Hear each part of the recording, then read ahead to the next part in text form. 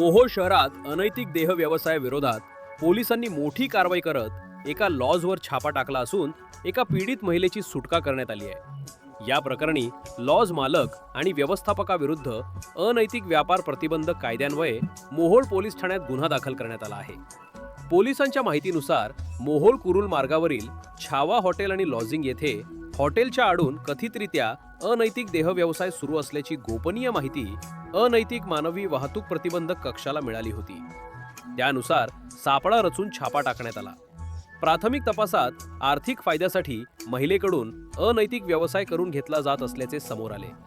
या प्रकरणी अमित नानासाहेब मोटे आणि श्रीकांत लक्ष्मण कसबे यांच्या विरुद्ध गुन्हा दाखल करण्यात आला आहे।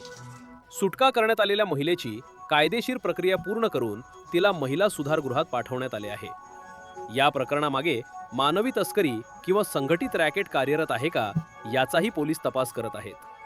पोलीस निरीक्षक बाजीराव पवार यांच्या मार्गदर्शनाखाली पुढील तपास सुरू आहे।